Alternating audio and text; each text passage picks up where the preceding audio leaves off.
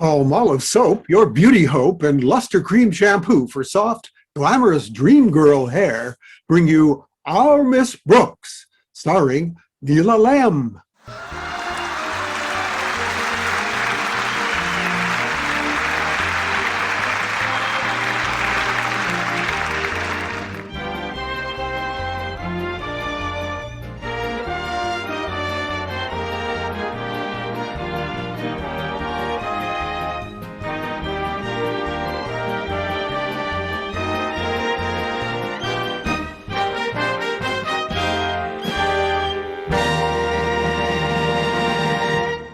Our Miss Brooks, who teaches English at Madison High School, enjoyed her vacation during the holidays just as much as any other teacher.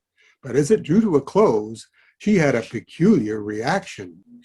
Although I felt that my vacation had done me a lot of good, now that it was over, I was keyed up and enthusiastic, simply raring to go. Raring to go on another 2-week vacation. Thursday morning, my landlady, Mrs. Davis, woke me promptly at 7:30. Oh, Connie, it's 7:30. You've got to get up. Come on in, Mrs. Davis. Time to rise and shine, my dear. I may rise, but you'll have to get your own shine. I'm glad you got me up on time, though. Maybe I can make up a few questions before my class. I think you are working too hard. I don't want to scare you, Connie, but I'm worried about your health. It's sweet of you to take such an interest in me, but work doesn't bother me. I'm as healthy as a horse. All the same, overwork isn't good for anyone, even a horse. You wouldn't want to get gray around the mane, would you? Oh, heaven forfend! But I figure I'll be all right if I keep my fetlocks shampooed regularly. Luster cream shampoo, that is. Mr. Conklin, our beloved principal, is determined to prove that the school can be run with a minimum of teachers and a maximum of students.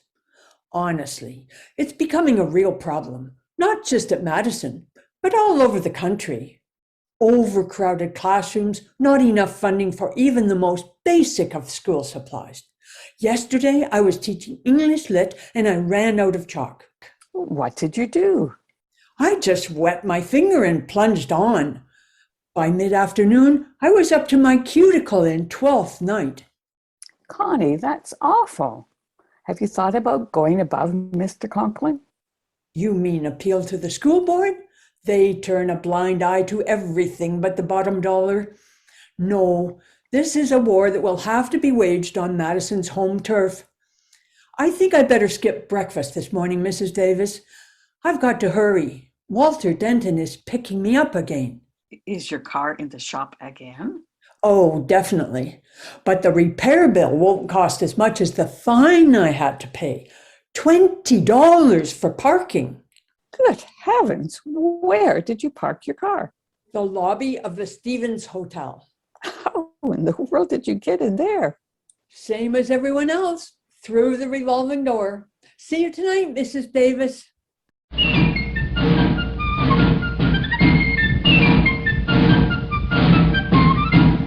Greetings, fair lady. Pardon me if I don't bow from the waist. You're forgiven. You seem to be in a particularly joyous mood today. Don't let the exuberance of my greeting fool you. The truth is, I'm miserable. Miserable? How come? Myriad of reasons. Now, I don't want to burden you. Go on, Walter. Spill it. Well, first it's Mr. Conklin. Granted. That man has resorted to medieval tyranny. And what did he send you to the rack for? It's not that this time. It's this crackdown policy that he's instituted. You know, every penny must be saved. Well, as you know, I'm the manager of the basketball team. Mr. Conklin has cut way back on the spending on athletics, and it's just gone too far. Miss Brooks, we need new trunks. Why? Are you playing a lot of overnight games? Normally your witticisms would tickle my risibilities, but this is serious. We've only got 6 pairs of trunks to go around. Right now, every time we send in a substitute, he has to go in with a towel so he can change trunks with the guy he's replacing. Oh, it's awful. And the gym is kept entirely too cold. Nobody can stand it. We've got a big game coming up and we can't practice. It can't be that bad. The floor is starting to ice over. You've got to do something. Me? What can I do? Besides get the boys some ice skates. You can talk to Mr. Conklin. Something has to be done about him. I agree, but the guillotine has gone out of style. You have to ask him for more appropriations for the basketball team. Why me? Why don't you ask Mr. Conklin yourself? Well, you're the logical choice. Think about it like this. When you want to round up the herd, you don't send in a baby sheep. You send in the old goat. I mean, you've crossed swords with Mr. Conklin before. My sword is bent. Coming from me, it's just kid stuff. From you, the whole thing would take on added weight. I'll let that pass. Have you ever thought about talking to Harriet? She's his daughter, after all, and would have his ear. No, it's no good. That's the other problem I wanted to talk to you about. Harriet isn't acting her usual self anymore. Harriet was always a bit flighty. It's even worse now. She's acting as if she's got her head in the clouds, and it's all about her eclairs. Look, I know you're trying to say something because I can see your lips moving, but... What I mean is, someone has been slipping love notes into her pastries. You mean... Yes, Miss Brooks, sabotage. Somebody is working from the inside to get between me and Harriet. So what are you going to do about it? I have a plan. I'm going to write a poem for Harriet myself and let her catch me slipping it into her dessert today. I get it. That way she thinks it was you all along. Isn't that great? Now, it's like this. Right after I drop you off at school, I want you to work on Mr. Conklin. Try and soften him up, then drop the whammy on him. My classroom is like an icebox as well. Mr. Conklin simply needs to order more coal. That's more like it. I can see that you're getting steamed up already. If I'm going to do this, I'm going to have to do it properly. I'll start by going around to the other teachers and finding out what complaints they have and present them before Mr. Conklin this afternoon. And I bet I know the first teacher you'll be interviewing. What time does Mr. Boynton get to his lab anyway? Walter, don't be fresh. He's usually there about 8:15. I mean, it would probably be a good idea to talk to Mr. Boynton. How are things going between you and the bashful biologist anyway? Walter, that is simply none of your business. And it's the same old jalopy. Things haven't been too hot lately? Not even when I backed him into his Bunsen burner. I just wish that he would pay half as much attention to me as he does to that frog of his. You better step on it, Walter. I'm supposed to arrive early at school today. We have to make one more stop. I promised I'd pick up Stretch. Stretch? Yeah, Stretch Snodgrass, star athlete of Madison High. That's him standing by the road. Morning, Miss Brooks. I'm Stretch. Yes, I've seen you in my English class.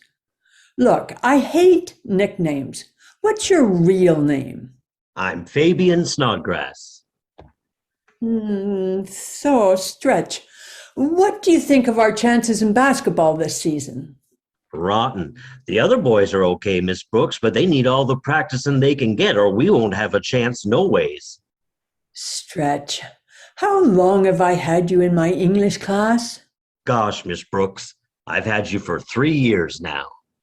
Don't go spreading it around, okay? You just got to talk to Mr. Conklin, Miss Brooks. That gym is so cold it takes the starch out of my running pants. There goes my last tire. Shoot. Man, the lifeboats. Don't you worry, Miss Brooks. I have some duct tape in the glove box. I'll have this fixed in a jiffy. Before you know it, the hallowed halls of Madison High will heave into view.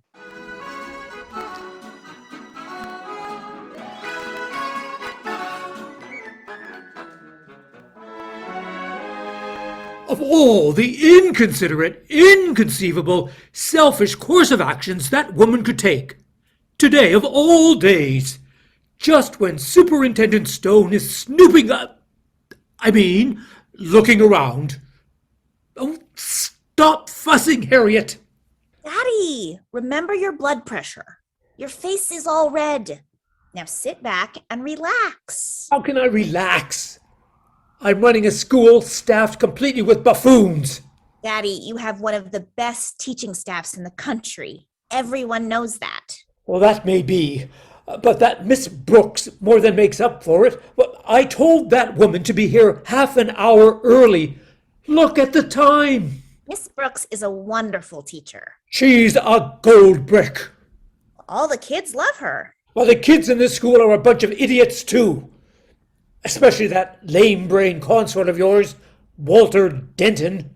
You shouldn't pick on Walter. He tries very hard. He's a twit. Daddy! I don't know what you see in him. Walter certainly is my dreamboat. Oh, he sends me, Daddy. He really sends me. Oh, I wish I could send him to the North Pole. Of course, lately, Walter has seemed a bit immature. But what can you expect? He's just a boy. He is just an all-around... Daddy! All right. I won't say it. Now, run along, Harriet. I want you to take charge of Miss Brooks' class until she gets here. All right, Daddy. But don't be too hard on Miss Brooks when she comes in. I'm sure she has a good reason for being late. Oh, if she doesn't, well, she better have. See you at lunch, Daddy. I'm counting the minutes. Oh, Miss Brooks. Glad I ran into you. We're all worried. Worried, Harriet? I think you're overworking. I know the situation is serious, but you've got to think of your health. Here we go again. I've noticed you've changed a little. I remember when you first got to Madison High. Oh, you were so vibrant. You were actually pulsating with life and energy. And gosh, you always seemed to just sort of shimmer. And that's not all. I also come in 6 delicious flavors. I'm not kidding, Miss Brooks. I hope you don't think I'm being too personal. But as I look at you, I can't help but think of something. Did you ever take a drive out to the country and come to a deserted pasture? And did you ever see at the end of the pasture one lonely horse with sad brown eyes staring over the fence rail? I knew I should have shampooed those fetlocks. I'm not comparing you to a horse, Miss Brooks. It's just that look the horse gets in his eyes when he's all worn out, as if to say, I've done my work, and now I'm old. Just an old, tired, beat-up, lonely horse with nothing to show for my years of faithful service. Don't worry, Harriet. I'm not ready for the glue factory yet.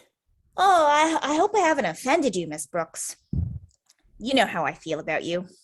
I think you're a thoroughbred. See you in class, Miss Brooks. Good morning, Miss Brooks. Will you step into my office? I'd love to chat, Mr. Conklin, but I should get straight to class. My students are probably... I've already taken care of your students, so you have more than enough time for the punishment I'm going to give you. Step inside, please. Now listen, sir.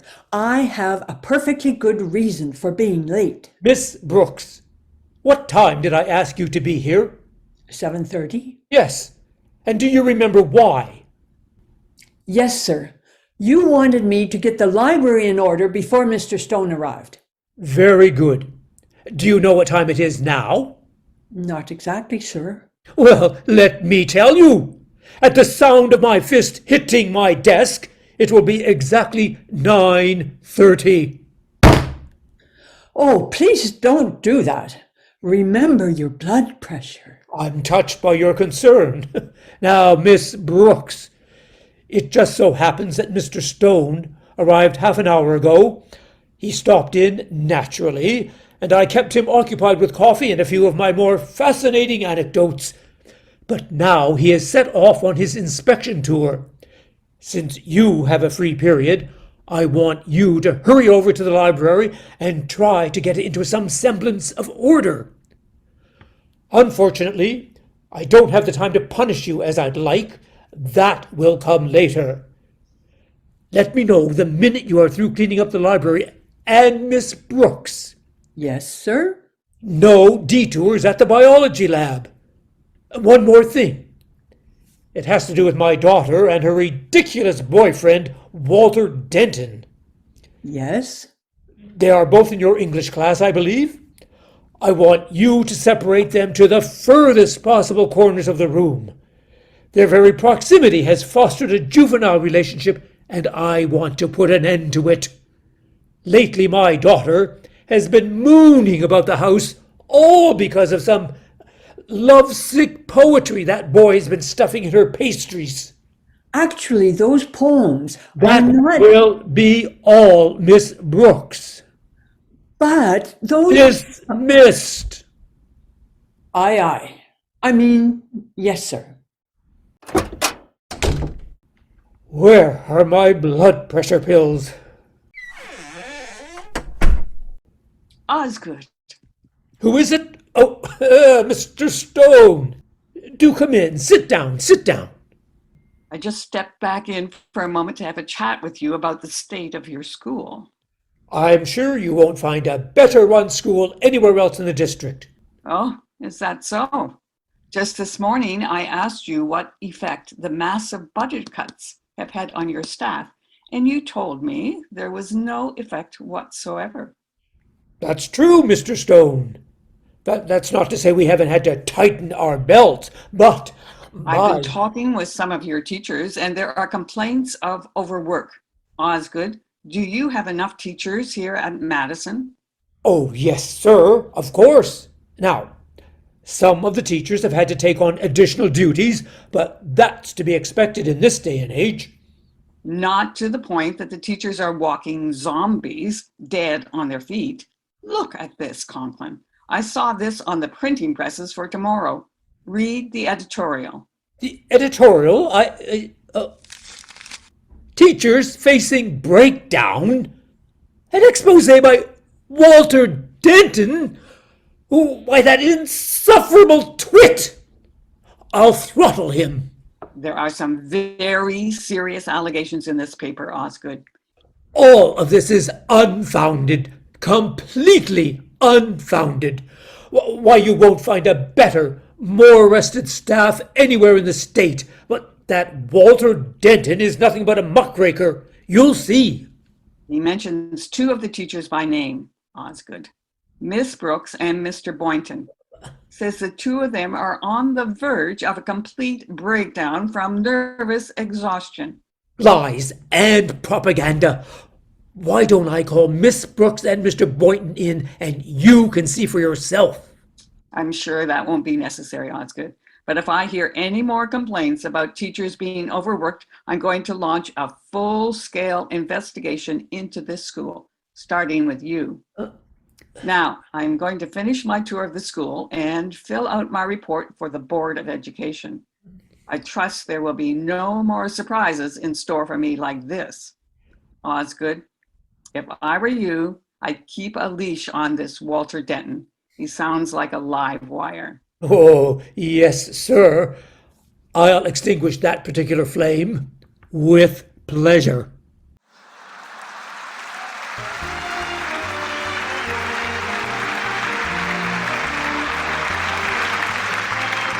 Our Miss Brooks was brought to you by Haven Theater, based on the classic radio series created by Al Lewis and produced by CBS Radio. Our Miss Brooks was played by Neela Lim. Others in tonight's cast include Paul Bilodeau, Rick Sutton, Eric Mrakovic, Kim Crosscup, Joel Hazard, and Mary Bean. Good night from all of us here at Haven.